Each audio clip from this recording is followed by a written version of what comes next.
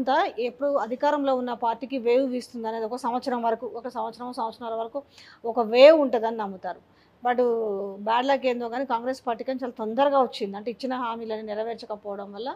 So, అదే మీకు పెద్ద ఇప్పుడు అసెట్ అని చెప్పుకోవచ్చా? వాళ్ళు ఇచ్చిన హామీలు అన్నీ కూడా అబద్ధాలుగా క్రియేట్ అయినాయి కాబట్టి, అంటే కంప్లీట్‌గా ఇంకా వాళ్ళు అబద్ధాల్లోనే ఉన్నారు కాబట్టి, దాని వల్లనే మీకొక అడ్వాంటేజ్ ఉంటుందని అనుకుంటున్నారా? అది అడ్వాంటేజ్ ఉంటుంది. ఇంకోటేంటంటే ఎమ్మెల్సీ ఎన్నికల్లో ఎప్పుడు గూడా పార్టీతో పాటు క్యాండిడేట్‌లను గూడా చూస్తారు. లేకపోతే ఒక చుక్క రామయ్య గారు గెలవరు, ఒక హ్మ్. ప్రొఫెసర్ నాగేశ్వర్ గారు గెలవరు, ఒక రామచంద్రరావు గారు గెలవరు, డాక్టర్ రాజేశ్వరరావు గారు హ్మ్. గెలవరు, పల్లా రాజేశ్వరరెడ్డి గారు కూడా గెలవరు. కాబట్టి ఎప్పుడు గూడా క్యాండిడేట్‌ని గూడా చూస్తారు. మనకు తగ్గట్టుగా క్యాండిడేట్ ఉన్నాడా, హుందాతనంతో రాజకీయం చేసేటువంటి వాడా, విషయ పరిజ్ఞానం ఉందా ఇతనికి, ఓకే. నిజంగా మన మన తరపున స్పష్టంగా ప్రభుత్వాన్ని ప్రశ్నించగలుగుతాడా, ఒక పరిష్కారం తీసుకురాగలుగుతాడా, ఒక నిబద్ధతతోని పనిచేయగలుగుతాడా, ఇవన్నీ కూడా గమనిస్తారు. కాబట్టి ఇటు పార్టీ పరంగా చూసినట్టయితే కాంగ్రెస్ పార్టీ ఈరోజు ఇచ్చినటువంటి హామీని నిలబెట్టుకోలేనటువంటి ఒక పరిస్థితి, పరిపాలనలో వైఫల్యం చెందుతున్నటువంటి ఒక పరిస్థితి. క్యాండిడేట్ పరంగా చూస్తే క్యాండిడేట్ పరంగా చూస్తే ఎంతో క్రెడిబిలిటీ ఉన్నటువంటి వ్యక్తి ఈరోజు బీఆర్ఎస్ పార్టీ అభ్యర్థిగా నేనున్నాను. నేను ప్రజాక్షేత్రంలో ఇన్నేళ్ల పాటు పనిచేశాను నేను. ప్రజలకు దగ్గరగా ఉండి నేను పనిచేశాను. ఎక్కడ కూడా నా మీద చిన్న ఆరోపణ కూడా లేదు. అదే అంటే కేవలం రాజకీయాలంటే కేవలం ధర్నాలు చేసుడు, రాస్తారోకోలు చేసుడు, లేకపోతే డిబేట్‌లో మాట్లాడడమే కాదు. రాజకీయాలంటే ప్రజలకు ఏదైనా ఆపద వచ్చినప్పుడు అండగా నిలవడం. వరంగల్‌లో వరదలొస్తే నాకు భారతీయ జనతా పార్టీలో ఉండి భారతీయ జనతా పార్టీ నాకు చెప్పలే నువ్వు వరదల్లో పోయి సాయం చేయమని చెప్పి. వారం రోజుల పాటు నేను నా 100 మంది టీము మేము వరంగల్‌లో వరదల్లో మునిగి తేలుతూ ఎన్డీఆర్ఎఫ్ బృందాలు కూడా చేరుకోలేనటువంటి ఒక ప్రదేశాల నుండి మేము ప్రజల్ని సురక్షిత ప్రాంతాలకు తరలించినాం. రాత్రుల పాటు తిండి లేనటువంటి ప్రాంతాలకు వెళ్ళి మేము ఆహారాన్ని పంచినాం. అదేవిధంగా కోవిడ్ వచ్చినప్పుడు కూడా రెడ్ జోన్లకు వెళ్ళి కూడా నేను సర్వీస్ చేసిన. సో అవన్నీ కూడా ప్రజలు గమనిస్తారు. ప్రభుత్వం వైఫల్యం చెందుతున్నటువంటి సందర్భాల్లో ప్రభుత్వాన్ని గట్టిగా నిలదీసి వాళ్ళు రియలైజ్ అయ్యే విధంగా కూడా నేను చేసిన ఆ పోరాటం కూడా ఉంది. ఆ పోరాటంలో ఉన్నటువంటి నిజాయితీని గమనించే కేసీఆర్ గారు నన్ను పిలిచి మరీ హక్కున చేర్చుకొని 42 మంది బీఆర్ఎస్ పార్టీలో టికెట్ అడిగినా కూడా గ్రాడ్యుయేట్ ఏది గ్రాడ్యుయేట్ ఎమ్మెల్సీగా? ఎమ్మెల్సీకి రాకేష్ రెడ్డి అర్హుడు. ఒక బిట్స్ పిలాని గోల్డ్ మెడలిస్టు, ఒక పోరాటం చేసేటువంటి పటిమ కలిగినటువంటి వాడు, నిబద్ధత కలిగినటువంటి వాడు, సేవా గుణం ఉన్నటువంటి వాడు, ఒక క్రెడిబిలిటీ ఉన్నటువంటి ఒక వ్యక్తి, ఒక యంగ్స్టర్, ఒక తపన ఉన్నటువంటి వ్యక్తి కాబట్టి ఈయనైతే గెలవగలుగుతాడని చెప్పేసి నా మీద ఎంతో నమ్మకంతో నన్ను పోటీ చేపిస్తూ ఉన్నారు. తప్పకుండా వీటన్నిటిని కూడా ప్రజలు కూడా గమనిస్తారని చెప్పి నేను భావిస్తున్నాను. గమ్మత్తుగానే ఉంది. మొత్తానికి ఎట్లా ఉంది ఇంతకీ? సరే, మీ ఎమ్మెల్సీతో పాటు తిరుగుతున్నప్పుడు మీకు గూడా చాలా తెలిసుంటాయి గదా! మీ వరంగల్ పార్లమెంటరీ నియోజకవర్గం ఎట్లుంది? ద్విముఖ పోరుందా? త్రిముఖ పోరుందా? ఏంటి? అంటే డెఫినెట్‌గా త్రిముఖ పూలు ఉందనే చెప్పాలి. వాస్తవానికి కాంగ్రెస్ పార్టీ చాలా అల్కగా ఈ యొక్క ఎన్నిక గెలుస్తుందని మేము అనుకున్నాం వరంగల్ పార్లమెంట్లో. కానీ కడియం శ్రీహరి గారు టీఆర్ఎస్ పార్టీ నుండి వాళ్ళ కూతురికి టికెట్ ఇప్పించుకున్న తర్వాత వారు పార్టీకి రాజీనామా చేసి దాని తర్వాత కాంగ్రెస్ పార్టీలోకి వెళ్ళడాన్ని నిజంగా ప్రజలు జీర్ణించుకోలేకపోయారు. కడియం శ్రీహరి కాదు, ఈయన కట్లపాము అన్న తీరుగా ఆయన వివరించాడు.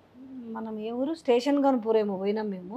వాళ్ళు 30 ఏండ్ల నుంచి ఆయన టీడీపీలో ఉన్నప్పుడు వాళ్ళ మిత్రులట. వాళ్ళ ఇంటి ముందల అప్పుడు జీప్ కూడా తగలబెట్టారట. కడియంతో చెప్తుండే. వాళ్ళు కూడా చాలా ఒక ఘోరమైన రీతిలో అసహించుకునే పరిస్థితి. అంటే దేనికి మారిండు? అంటే జనాలకు ఈ రోజు ఉన్నది రాకేష్ రెడ్డి గారు ఎంత ఈజీగా, ఒకప్పుడు అంటే చాలా లేట్‌గా అయ్యేది కానీ ఇప్పుడు చాలా తొందరగా అర్థమవుతుంది. సరే, ఓటు వరకు వచ్చేసరికి ఎవరికేస్తారో తెలీదు కానీ వాళ్ళు చెప్పిన వాస్తవాలు. నిజంగానే మిగతా చోట్ల కూడా అదే ఉందా పరిస్థితి? మొత్తం ఓవరాల్‌గా మనకి పార్లమెంట్ నియోజకవర్గంలో కడియం మీద? డెఫినెట్‌గా ఉందండి. డెఫినెట్‌గా ఇప్పుడు కడియం శ్రీహరి గారు వారు టీఆర్ఎస్ పార్టీలో చేరిన తర్వాత వారిని ఏకంగా ఉప ముఖ్యమంత్రి చేశారు కేసీఆర్ గారు. చాలా ఉప మంచి పదవులే. ముఖ్యమంత్రి. హ్మ్. దాని తర్వాత వారిని ఎంపీ చేశారు, ఎమ్మెల్సీ చేశారు, వారిని మళ్ళీ మొన్న ఎమ్మెల్యే చేశారు. వారి కూతురికి ఏకంగా ఎంపీ టికెట్ ఇచ్చిండు. టికెట్ ఇచ్చిన తర్వాత మారడాన్ని నిజంగా ప్రజలు తప్పుపడతా ఉన్నారు. నిజంగా మీరు వెళ్ళాలనుకుంటే నేను పోటీ చేయడానికి ఇంట్రెస్టెడ్‌గా లేను. కాబట్టి నేను వెళ్ళిపోతున్నా అని చెప్పేసి మీరు వేరే పార్టీలో పోయినా కూడా ప్రజలు సరే ఇట్స్ ఓకే అనుకునేవాళ్ళు. కానీ పార్టీ టికెట్ ఇచ్చిన తర్వాత వారు బయటికి వెళ్ళడాన్ని ఒక పెద్ద దగాగా, ఒక పెద్ద మోసంగా ఈరోజు చూస్తూ ఉన్నారు. ఇంకొకటి నాకు గమ్మత్ అనిపించింది ఏంటంటే, వారి కూతురు కావ్య గారు, ఆమె ఈ ఎన్నిక ద్వారానే ఈరోజు అరంగేట్రం చేస్తూ ఉన్నారు రాజకీయాలకి.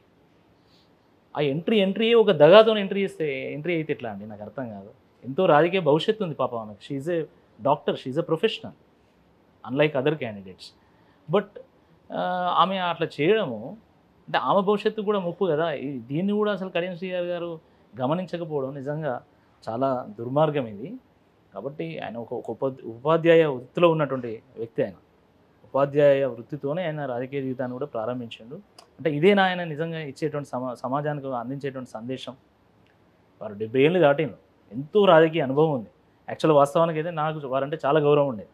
అంటే ఒకటేనండి, ఆయన బిడ్డని ఒకటి బీఆర్ఎస్ నుంచి అయితే ఆల్రెడీ బీఆర్ఎస్ పార్టీ ఇక్కడ అధికారంలో లేదు కాబట్టి నేను కూడా అసలు మేమెవరం అనుకోలేదు. ఎందుకంటే ఆ రోజు కాళేశ్వరం గురించి పవర్ పాయింట్ ప్రజెంటేషన్ చేసినప్పుడు ఆయన ఎవరు చాలామంది పోతారు అనుకున్నారు వేరే వాళ్ళు, కానీ కడియం పార్టీ మారుతారు అనుకోలేదు వాస్తవానికి. రెండోది ఆయన కూడా కాంగ్రెస్ పార్టీ అధికారంలోకి ఉంది కాబట్టి ఆయన ఒక మంత్రి పదవి మాట్లాడుకున్నాడు. బిడ్డ ఎంపీ అయితే అక్కడి నుంచి గెలవచ్చు అనేది జనరల్గా జరుగుతున్న ఊహాగానాలు. సో ఈ యొక్క విషయాన్ని ఆ ఒక కాన్స్టిట్యున్సీ ప్రజలు జీర్ణించుకోలేకపోతున్నారు అనేది మేము వెళ్ళినప్పుడు కూడా వాళ్ళు చెప్తున్న మాటలు. ఎందుకంటే మేము చాలా పబ్లిష్ కూడా చేసాం ఆ విషయాలన్నిటినీ. నిజంగానే ఈరోజు ప్రజలు అంత డీప్గా అబ్జర్వ్ చేస్తున్నారా? అది ఓటు వరకు ఎట్లుంటుంది అనేది తెలియట్లేదు మరి. కానీ ఓరుగల్లు ఒక పౌరుషాల గడ్డ. కానీ గదే కాకతీయ తోరణం తీస్తానంటే మళ్ళీ గాపాట్లకే మీ ఓరుగల్లు పోరుగల్లు గడ్డ కాకతీయ తోరణం తీస్తాన్నా కూడా అందుకనే ఈరోజు ప్రజలు ఒక నిర్ణయానికి వచ్చారు. ఆ రోజు కాళోజీ ఒక మాట చెప్పాడు, ప్రాంతేతరుడు అన్యాయం చేస్తే ప్రాంతం అవతల దాకా తరిమి కొట్టాలి, ప్రాంతం వాడే అన్యాయం చేస్తే ఆ ప్రాంతంలోనే పాతి పెట్టాలని చెప్పి కాళోజీ ఆ రోజు చెప్పిండు. మా ఓరుగల్లు కవి కాళోజీ యొక్క మాటలు నిజమవుతాయని చెప్పి నేను భావిస్తూ ఉన్నాను. కడియం శ్రీహరి గారి మీద వ్యక్తిగతంగా ఎవరు కక్ష లేదండి, కానీ వరంగల్కు ఒక చరిత్ర ఉంది. కాకతీయుల వారసత్వాన్ని పుణుకుపుచ్చుకున్నటువంటి వాళ్ళం మేము. అలాంటిది అంత పెద్ద దగాను ఎవరు కూడా జీర్ణించుకోరు. తప్పకుండా దానికి తగిన శాస్తి ఉంటుంది. థ్యాంక్ యూ సో మచ్ అండి, all the best. Thank you. గెలవాలి, మీరు కూడా మిమ్మల్ని శాసన మండలిలో చూడాలని మేము కూడా మనస్ఫూర్తిగా కోరుకుంటున్నాం. Thank you so much. Thank you so much.